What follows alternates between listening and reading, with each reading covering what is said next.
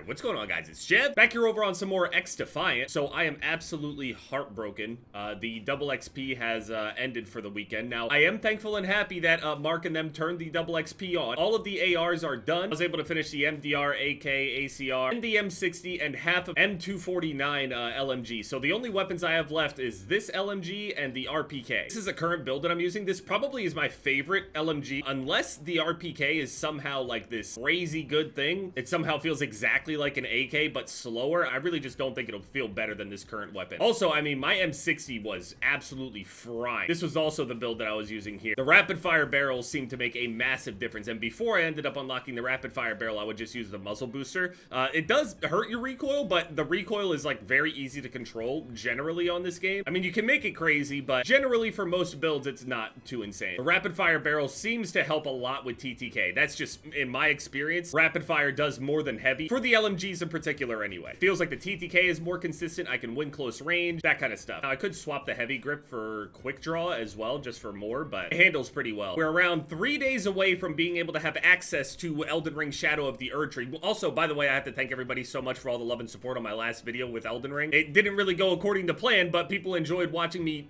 tickle the fire giant to death with a candle, so I know it sounds ridiculous, but yeah, I did that. I was really thinking that I was gonna finish every single one of these weapons. I'm a little bit disappointed in myself, but yesterday I did spend a lot of time on there. Honestly, it's part of the reason why I didn't upload. I was just like, if I spend a few hours having to upload and everything like that, making a video, I'm not gonna be able to go and finish this, and I absolutely want this done so badly before this DLC. I definitely have time now, for sure. I should be able to finish this M2 today, and then the RPK I should be able to finish tomorrow or the next day. I should be fine. I should be finishing at least with a day in advance, because without double XP, it's pretty brutal. One thing I will say overall is that running around with a full party on this game truly makes the game even easier. Not because your party could be stacked and like just be better teammates in general, but because there is team balancing still in this game whenever you go and join a lobby. So it would be more likely that you would get the lower levels on your team if you're like a higher rated player or whatever, like myself being level 117. There are people that I've seen that are like level 150 plus, multiple people. The team balancing has no other choice but to put the remaining players on the other team if you have a full squad, or like a semi-full squad anyway, because it obviously can't put every low-level player on your team. The game has no choice if you have a squad, though. If you run around with stacks, it makes it incredibly easy. I've done the majority of the grind solo, but I have played in parties for sure. Way more chill experience in parties. See, the handling on this is still pretty good. That's the great thing about this LMG, I would say, is that even though it's got this big magazine, it's only got 60 at the moment, because I got the, I forget if it's the mag that managed to do that, or the rapid fire barrel that's doing that, but it reduces the total shots you get per mag. Anyway, the handling stats, by default, are just way better than the other LMGs. The quick mag on this LMG is particularly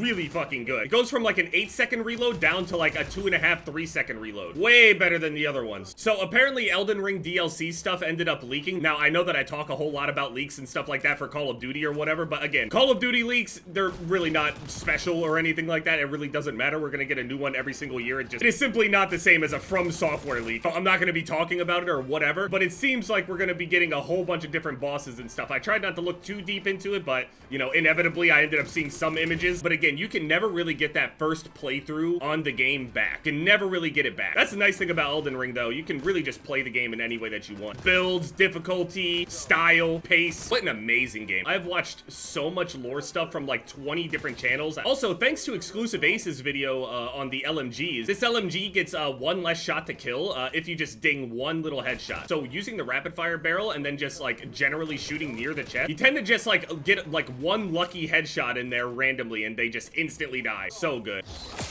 Dude, please, with this stupid fucking spider. Also, recently I've been uploading a little bit later than I wanted to, mostly because of the weird rendering stuff that I have to deal with these NVIDIA drivers over the past couple months. I can't use the NVIDIA encoder. It produces just bugged and corrupted files every time I do it, so I have to render through my CPU only. Instead of using the NVIDIA encoder, I have to use the main concept way of rendering, CPU only, which is significantly slower. I mean, it's fast for a CPU, you know, don't get me wrong, but there's a reason why I have like a 4090 or 3090 or whatever every single time one of of those comes out, because I try to produce videos every single day. I utilize it every single time, but I haven't been able to utilize the main reason why I got this shit, the render speed and the overall workload that it can handle the past like couple months. I don't know what's wrong with it. I think that they believe that they fixed the issues, but they absolutely haven't. I'm hoping maybe the next driver somehow fixed it. I don't know. Oh, we lost, boys. It is what it is. I've just been mostly running Phantom whenever I was using the LMGs, mostly because of how slow they are. The extra bullet or so that I get hit with kind of makes up for like the slower like sprint to fire time or whatever. Obviously I can reduce that, but generally speaking,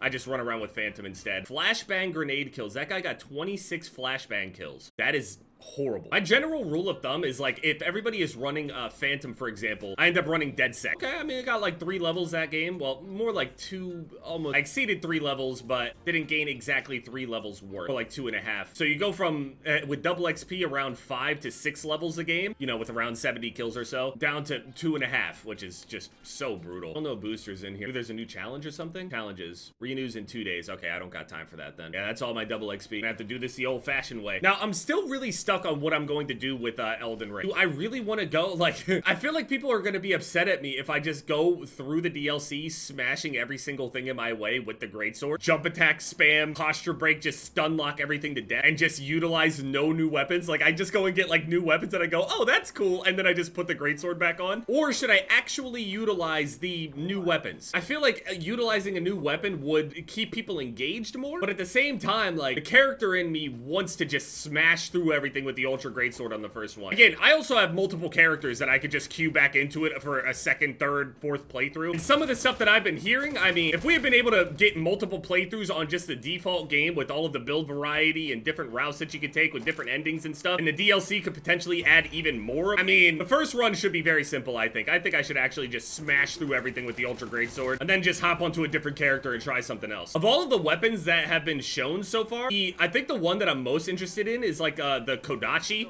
which is basically like a great katana. I think that looks really fucking cool. I also recently was playing some Sekiro, right? So seems cool to me. Like a potentially posture breaking, I don't know how good it's gonna be, but posture break wise, but a posture breaking strength-ish katana would be really cool. I'm actually pretty happy that Black Ops 6 is supposedly confirmed to have 100 HP and not 150, because the more HP everyone has, the more that people like handhold and the more effective the hand-holding is. Like any game that ends up having a really fast TTK or something like that, whenever people group together, when it's low HP, you go, oh, there's a whole bunch of people there. Maybe I could get some sort of multi-kill. But when they have higher amounts of HP, you go, ah, that's more HP that I have to get through, and these guys are hand-holding, and I can't kill them all with, like, 1 magazine or whatever. Yeah, like 2 levels every game. This is gonna be brutal. So I gotta play, like, 20 games out in order to finish this one, and then, like, another who knows how long for the other one. Hand-holding is pretty strong in this game, and, like, even though I dislike it more than, you know, just instantly evaporating groups of enemies, it makes sense in a game like this with all the abilities and other stuff like that, but realistically, it's Phantom that really creates that inconsistency. Just a general way that damage is in X-Defiant. I don't really mind it. Especially when I'm using something like an LMG where I'm not gonna get killed because I have to reload.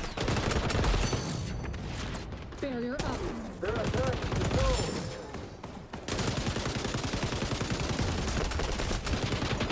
Another one! I mean, I don't know why you're shooting my body. I'm sitting here rolling through multiple of your teammates and then you kill me when I got 5 HP left and you still almost lose. Sit, pussy, what the fuck's up? I was around the corner right there. You saw that, Mark? You saw that? The netcode is much better, but it's not perfect by any means. It's much improved, not fixed entirely. It's so much better than it was, though. Easy game.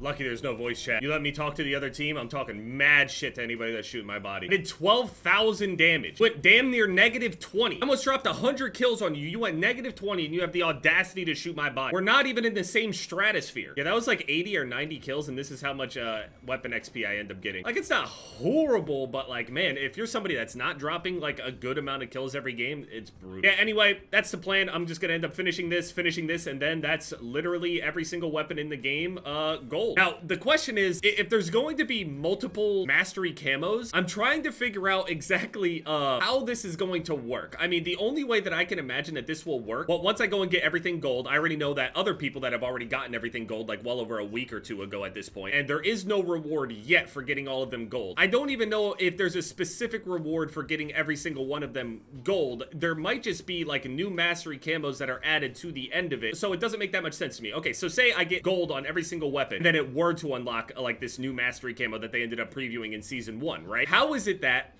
I'm going to then be able to unlock future mastery camos. They said that there's more than one mastery camo that's going to be added to the game, right? So to me, it's making me think that maybe they're going to just add more levels to these instead of being like level 100 or prestige 3 or whatever this is supposed to be. It goes up to prestige 4, 5, 6, 7, which basically encompasses like every 25 levels or so. So I'm thinking that maybe when they add this new camo that I'm gonna have to go back through every single weapon and then get like 25 levels for each of them every time there's a new mastery camo. I mean, it'll definitely keep me on the game, that's for sure. But I'm pretty excited to be able to just, you know, run around and snipe and sweat and stuff whenever I feel like it. Can run the MP7, M16, whatever it is in these sweaty lobbies, and then just like TAC 50 my way through everything else.